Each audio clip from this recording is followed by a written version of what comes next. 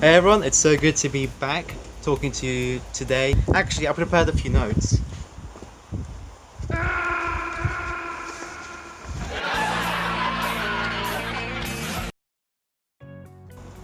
Okay, so today I'm going to be talking about a little something called supercurricular activities. That was good, right? Okay, so what on earth are even supercurricular activities? You know, it sounds like a sci-fi word. Well, just like extracurricular activities, supercurricular activities are things you do at home, outside of your A-levels or homework. The only difference is supercurricular activities directly relate to what you want to do in the future. Be it university course, apprenticeship, or just general work. They take your subjects beyond what your teachers will teach you, and I'll tell you why that's so important later in the video. But right now I'll talk about some of the things I did to get into computer science at Southampton, and like my sort of journey that I went through. And then at the end I'll talk about some of the things you can do, you know, give some examples per subject and some general ones, you know, just to give you a sort of an idea of what I'm actually talking about. Scene change. I've always known that I wanted to do computer science as a course, and that I've always wanted to make games as a career. So one of the things I did at home was I tried to teach myself how to code. It took some time, but using tutorials and videos online, you can practically learn anything. So, you know, if there's something that you really want to do, you know, why wait to go to university to learn how to do it, right? Why wait for time or opportunity? If you want to do it, just goddamn do it, you know? There is nothing stopping you. We live in a time where we have access to pretty much all the knowledge in the world, and the fact that some people just choose by their own free will to not use it and to not get a head start, I don't understand it. Well, one of the things I did throughout year 12 and year 13 is I tried to say yes to as many things as I could. So I ended up doing so many just random computer science challenges like CyberStart, the Southampton Cypher Challenge, Student Investor Challenge, and you know, when I get the feeling that when people are proposed with an opportunity, they assume that they can't do it. Do not assume you cannot do anything, because anyone can do anything. It just takes some time, and these sort of things can actually be an opportunity for you to find out. Are you good at it? Is this something that interests you? If you're not good at it, is it interesting enough that you want to get better at it? Those sort of things. Honestly, say yes to as many things as you can. That's my challenge for you for the next 2 years. Say yes to as many things as you can. Honestly, it is cliche. I know it's cliche. It's cliche for a reason. Do it. Just say yes. When time comes for work experience, try and reach out and use all the contacts you have available to you throughout the sixth form.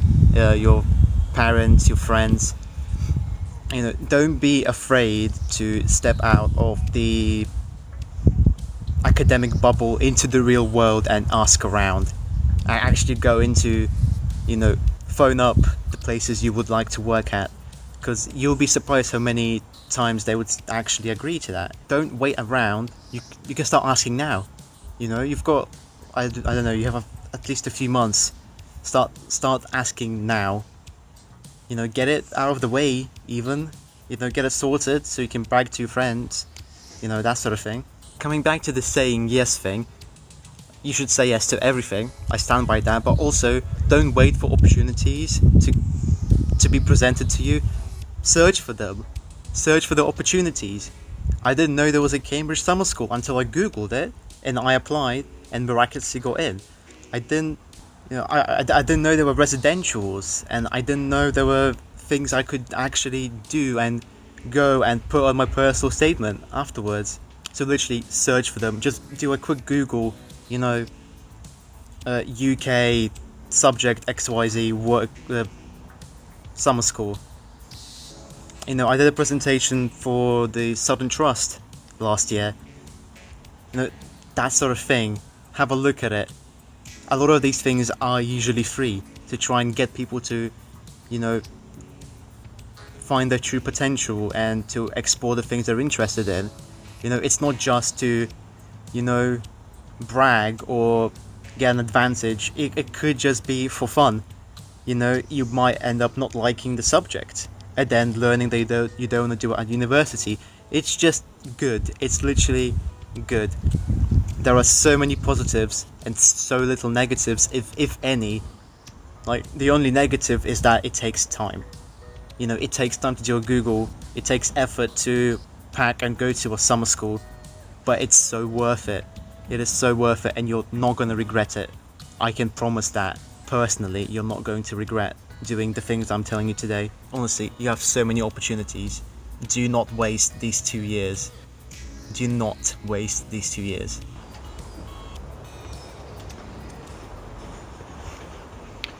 Okay, so if you're not convinced yet, let me tell you why supercurricular activities are so important, specifically for applying to university and apprenticeships.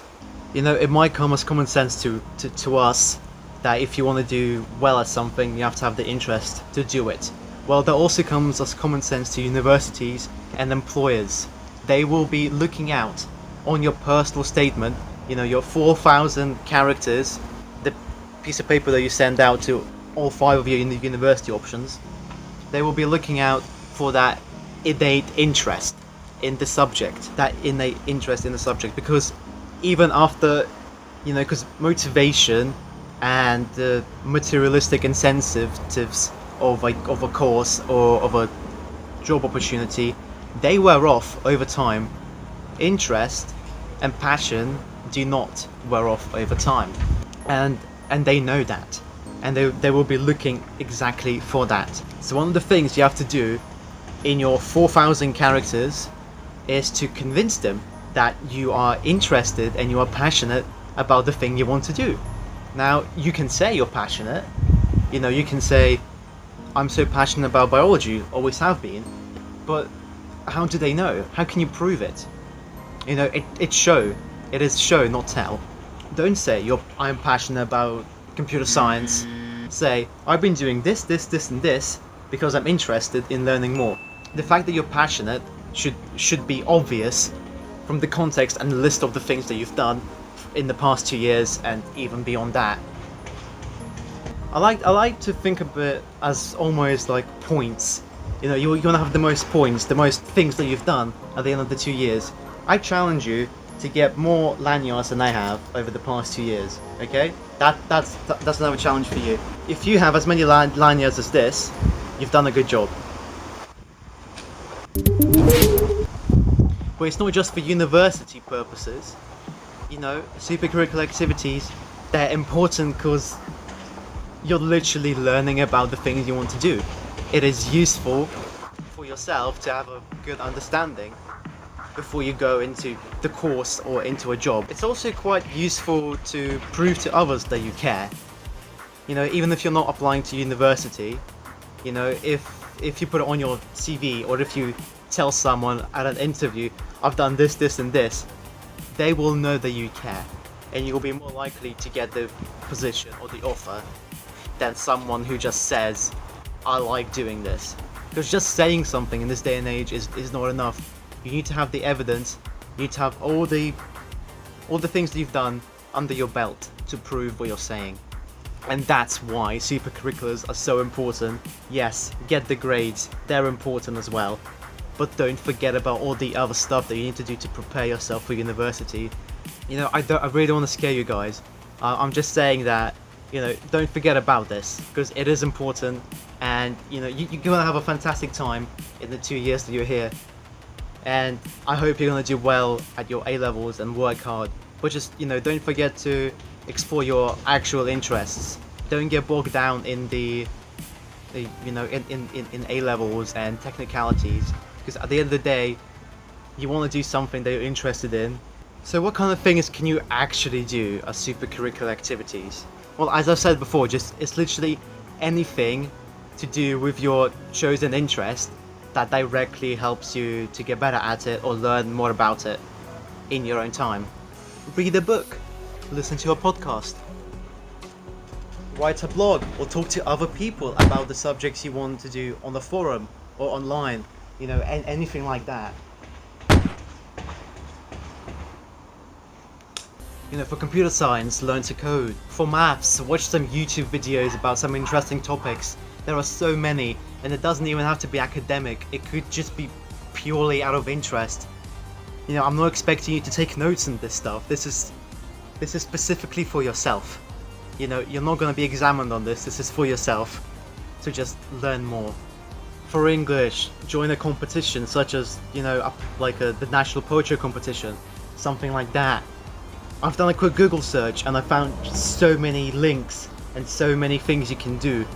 Most of them being free with actual real prizes. Even if you're not interested in the prizes, just do it for fun. Do it to engage that interest and nurture it. Learn more, you know, learn about the different creative things. I didn't do English, but you get the point. You get what I'm saying. If you're studying a foreign language, you know, explore media outside of your syllabus. Get a pen pal. Get yourself a Duolingo account and just start practicing every day. That sort of thing. You know, for your next holiday, go to the country with the language that you're studying. You know, immerse yourself in the culture, that sort of thing. Anything beyond A-levels that will get you to learn more about your A-level subjects. I think that makes good sense. You know, geography, organize a field trip. Read articles about the current world, you know, form your own opinions, discuss them. For creative subjects, get yourself a portfolio of evidence. That way you're not only practicing what you're doing, you're also saving it so you can show it to universities. But as I said earlier, it can be anything general that you do to further your interest. That could be, it's getting quite windy. That could be reading a book. That could be, you know, watching a foreign film. That could be listening to a podcast, reading a blog, writing a blog. Literally anything. There are I cannot stress this enough. There are so many things you can do. So please don't waste this 2 years. Okay? Again, I'm not trying to scare everyone. I'm just saying, you know, if you're gonna spend 2 years learning a subject, you might as well immerse yourself in it. So universities will know that you're serious.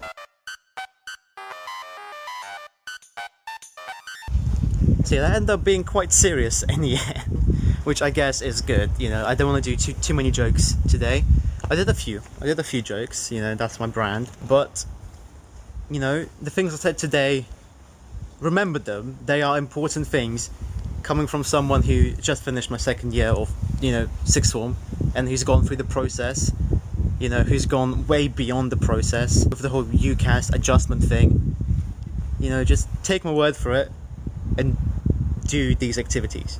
Even if you don't want to do it for yourself, do it to get into your dream university.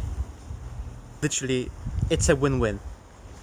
It's a win-win. Besides the time that you put in, which you should in theory have the time to do these things. Besides the time and effort, which I think is quite a minimal negative to put in, you know, it's quite understandable. It's literally a win-win situation.